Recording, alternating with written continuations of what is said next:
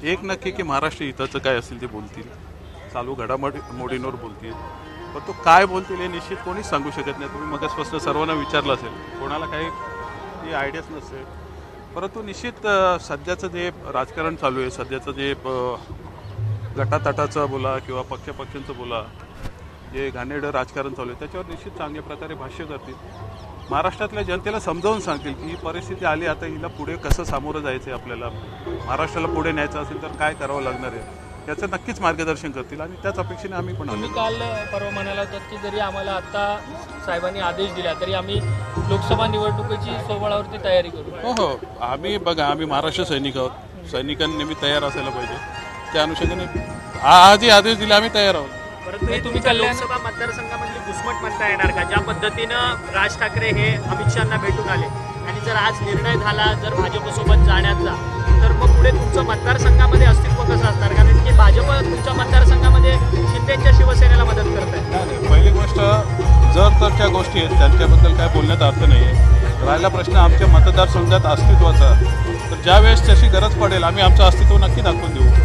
अर्थात बघा, आपण प्रभू रामचंद्रांना मानणारी माणसं आहोत, हिंदू आहोत. इथे भावनेपेक्षा कर्तव्य श्रेष्ठ असतो आणि आमचं कर्तव्य मान्य राजसाहेब जी आम्हाला दिशा देतील त्या अनुषंगाने आम्ही स्वबळावर असेल तर तुम्ही कल्याणमधून तयारी केली? आतापर्यंत स्वबळावरच आहोत आम्ही.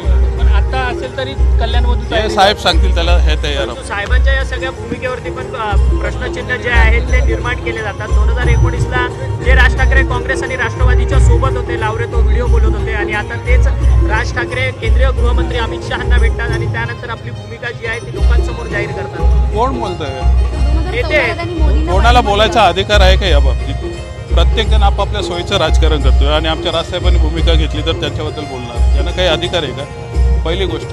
दुसरी गोष्ट, मान्य राजसाहेब हे त्या वेळेस त्या परिस्थितीवर भाष्य केलेलं आहे, त्याप्रमाणे त्यांनी हे केलेलं आहे. आणि तुम्ही पाहिलं असेल तेव्हा महाराष्ट्राच्या जनतेचा तेव्हा त्यांनी नस पकडून ही भूमिका मांडलेली आहे. जनतेचाही प्रतिसाद त्यावेळेस आलेला आहे. त्यामुळे असं नाही की मान्य राजसाहेबांनी महाराष्ट्राच्या जनतेच्या विरोधात जाऊन कुठली भूमिका मांडलेली आहे. प्रत्येक वेळेस जी भूमिका मांडली, मग ते सत्ताधाऱ्यांविरोधात असेल किंवा दुसऱ्या पक्षांविरोधात असेल, ती त्या वेळेसची परिस्थिती बघून त्यांनी भूमिका मांडली. काहीच आयडिया नाही आहे.